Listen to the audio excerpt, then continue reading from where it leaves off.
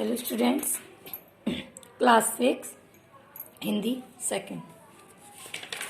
बेटा, हमने हिंदी सेकंड में आपको चैप्टर 1 भाषा और व्याकरण के विषय में आपको कुछ टॉपिक बता दिए।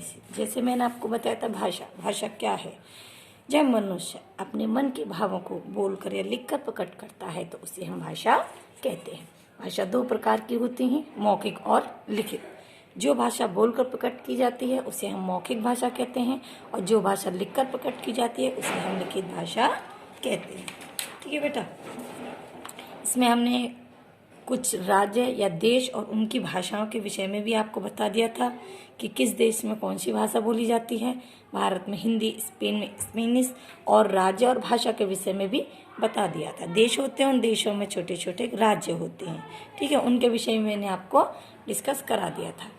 यह आया आपका 14 सितंबर 1949 को हिंदी को राजभाषा के रूप में घोषित किया गया था, और हिंदी दिवस मनाया जाता है 14 सितंबर, और विश्व हिंदी दिवस 10 जनवरी।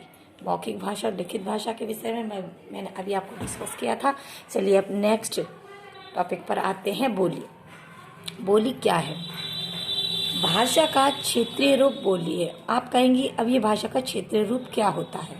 तो बेटा, भाषा का क्षेत्रीय रूप बोली कहलाता है। क्षेत्रीय रूप का मतलब होता है जगह जगह बोले जाने वाली भाषा है। जैसे कि कोस दूरी पर, थोड़ी दूरी पर आके, जैसे 20-20, 30-30 किलोमीटर दूरी पर जाकर भाषा में बदलाव होता रहता है, बोली होती है। मतलब भाषा में बदलाव है, मतलब बोली बदल जाती है उनकी। जैसे इस क्षेत्र में अजीब तरह की बोली होती है, एक दूसरे गांव में जाओगे, दूसरे क्षेत्र में एक बोली होगी, कुछ खड़ी बोली होती है। फिर उधर चले जाओगे, पूरब के साइड के क्षेत्र में चले जाते हैं तो वहाँ पे पूरब की बोली बोली जाती है। तो इस तरह से अलग अलग क्षेत्र में अपनी अलग अलग बोली होती हैं, जो एक क्षेत्र रूप ले लेती हैं। एक क्षेत्र रूप का मतलब सीमित होता है, अपने क्षेत्र तक ही सीमित रहती हैं। दूसरे गाँव में जाओगे, दूसरे क्षेत्र में जाते हैं तो हमें दूसरी बोली सुनने को मिलती है। तो इसलिए क्षेत्र का मतलब होता है अपने ही सीमित क्षेत्र में। तो भाषा का क्षेत्रीय रूप बोली कहलाता है। भारत में अनेक बोली बोली जाती हैं, जैसे अवधी, ब्रज, राजस्थानी, गढ़वाली आदि हिंदी भाषा की ही बोली हिंदी जाती हैं, लेकिन अपने अपने तरीके से बोली जाती है, उनकी बोली अलग होती है। ठीक है, तो भाषा का क्षेत्रीय रूप क्या कहलाता है? बोली, जो सीमित क्षेत्र तक बोली जाती है। अब हम जानेंगे मानक भाषा। मानक भाषा क्या होती है? मानक भाषा होती है जिन शब्दों को हम शुद्ध रूप में लिखते हैं। जैसे अभी मैं आपको एग्जाम्पल में बता दूं, जैसे हमने लिखा अंतर, तो देखा जाए तो बेटा अंतर इस तरह से नहीं, अंतर इस तरह से ऊपर अनुस्वार सर लगाकर लगाते हैं। जैसे कि विभिन्न बोलियों के प्रचलित हो जाने के कारण भाषा के रूप में अशुद्धियां पैदा हो गई। जैसे विद्वानों के द्वारा भाषा के जिस स्वरूप को शुद्ध माना जाता है तथा बहुमत से स्वीकार किया गया वह भाषा का मानक रूप कहलाता है। जैसे कि देखिए, यह मानक रूप कहलाता है। ये देखिए, नीचे कुछ वर्ण दिए गए और शब्द दिए गए। जैसे ये कि मानक रूप हिंदी, तो हिंदी को इस तरह से लिखा जाता है, यह है हिंदी का मानक रूप। हिंदी ऐसा नहीं लिखा जाता। ध, जैसे हम ध इस तरह से बना देते, नहीं, हम ध और ध इस तरह से नीचे हलंत लगाकर बनाते हैं। ठीक है, अब आता है अ, श्र। इस तरह से ही जैसे जब से हमने यह देखा है तो हम आ को इस तरह से ही लिखते हैं, और हमने ऐसे ही अ देखा है। ख का ये जो रूप है ऐसे लिखा जाता है। बहुत से बच्चे इस तरह से लिखते हैं, ये गलत रूप है। झ आधा भ और पीछे ऐसे ऋषि की तरह बना देते हैं, तो ये भी गलत, ये मानक रूप नहीं है। ये हिंदी के मानक रूप हैं। जैसे इस तरह से अंतर, संबंध। अब जैसे हमने लिखा चंदा, तो ये चंदा गलत है। चंदा लिखेंगे हम इस तरह से, ऐसे इस तरह से हम लिखेंगे चंदा। तो ये क्या हुआ? यह भाषा का मानक रूप हुआ। ठीक है, ये शुद्ध रूप है, ये अशुद्ध रूप है भाषा का। तो इस तरह से इन भाषा को क्या कहते हैं? इन भाषाओं को क्या कहते हैं? विद्वानों द्वारा लिखी गई भाषा है ये, जो कि आज के युग में हम अशुद्ध रूप लिखते हैं, इसका अमानक रूप लिखते हैं। अगर आपके पेपर में आता है कि ये मानक मतलब जो मैंने आपको अशुद्ध लिखा, जैसे मैंने आपको लिखा हिंदी, है ना, हिंदी। तो अब मैंने लिखा कि भाषा का मानक रूप लिखिए, तो आप कैसे लिखेंगे इसको, आप लिखेंगे भाषा का मानक रूप हिंदी। ठीक है बेटा, बस इसमें इतना ही समझने के लिए। चलिए नेक्स्ट टॉपिक आता है आपका लिपि। लिपि क्या होती है? मानव मुख द्वारा, मानव के मुख द्वारा निकली प्रत्येक ध्वनियों को लिखित रूप प्रदान करना लिपि कहलाता है।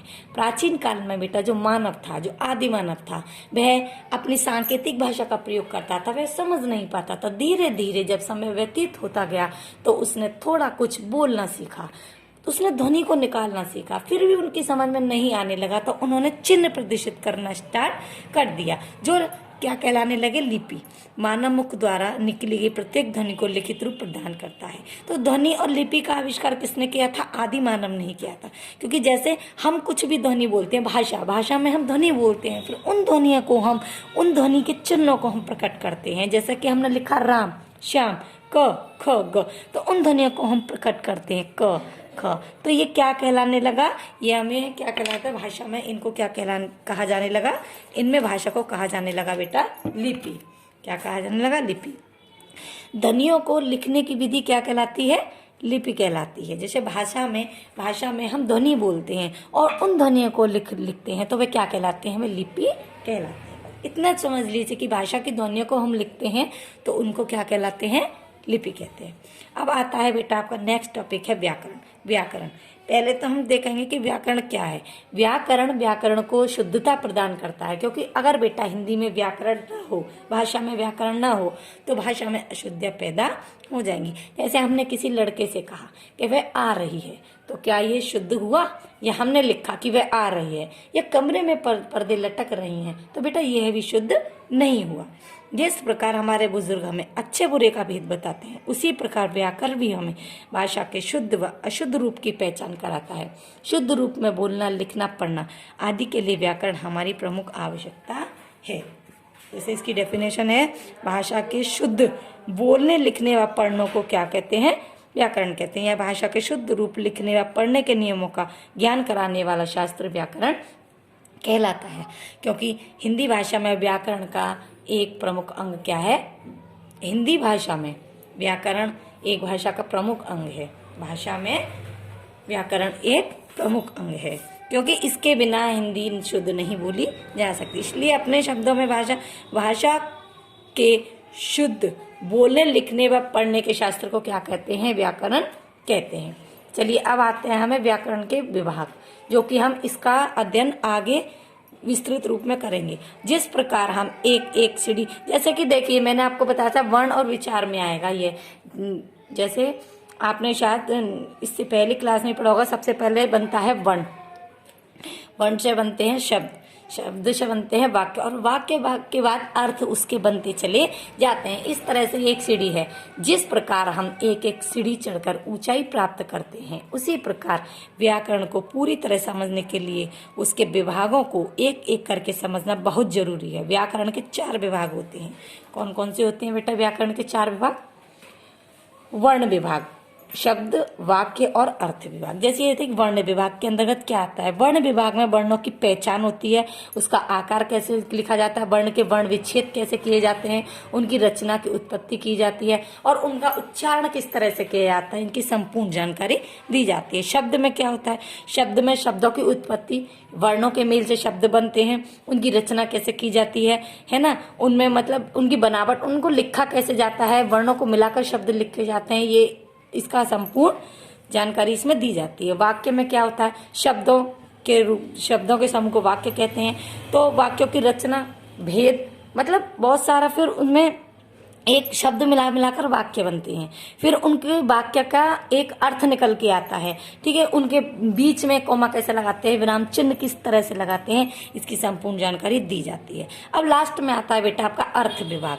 अर्थ विभाग के अंतर्गत आता है जिन शब्दों में अर्थ निकल के आते हैं। जैसे पर्यायवाची के अनेक शब्द होते हैं, अनेकार्थी शब्द होते हैं, विलोम शब्द के शब्द होते हैं, श्रुति सम भिन्नार्थक शब्द, जो देखने में एक जैसे, सुनने बोलने में एक जैसे होते हैं, पर उनके अर्थ अलग अलग होते हैं। इन शब्दों का प्रयोग, इन आदि शब्दों का प्रयोग सिखाया जाता है। तो व्याकरण के कितने विभाग होते हैं? 4 विभाग होते हैं। वर्ण, विभाग, शब्द विभाग, वाक्य विभाग और अर्थ विभाग। ये बेटा मैंने आपको, ये आपका चैप्टर क्लियर हो गया है। ये आप छोटे छोटे टॉपिक हैं, इनको आप पढ़ने की कोशिश करेंगे, ठीक है। आप इनको पढ़ने की कोशिश करेंगे। सबसे पहले आपको, अगर आपकी समझ में मानक भाषा आई हो, कुछ तो आई होगी, बस इसमें कुछ नहीं है। पहले समय में जो विद्वान थे, विद्वान के समय से ही ये हिंदी, शुद्ध हिंदी कैसे लिखी जाती थी, लेकिन अब हम लोगों ने, हम मनुष्यों ने उस हिंदी को अशुद्ध रूप दे दिया है। तो शुद्ध रूप को लिखने को क्या कहते हैं? मानक भाषा। शुद्ध जो शब्द लिखे जाते हैं अनुस्वार और अनुनासिक स्वर में, ठीक है ना, किस तरह से लिखे जाते हैं। लिपि क्या होती है? जो ध्वनियाँ, भाषा में जिन ध्वनियों को बोलते हैं और उन्हें लिखते हैं उसे लिपि कहते हैं, ठीक है। ये आपको मैंने आज आपको बोली से स्टार्ट कराया है, तो आप पढ़ेंगे, ठीक है। भाषा का सीमित क्षेत्र क्या कहलाता है? बोली कहलाता है। तो आप इसको पढ़ेंगे बेटा, और अगर आपको समझ में जो कुछ भी नहीं आता है उसका स्क्रीनशॉट खींच के नीचे अंडरलाइन करके आप मेरे पास कॉल करके पूछ सकते हैं। ओके बेटा, थैंक यू।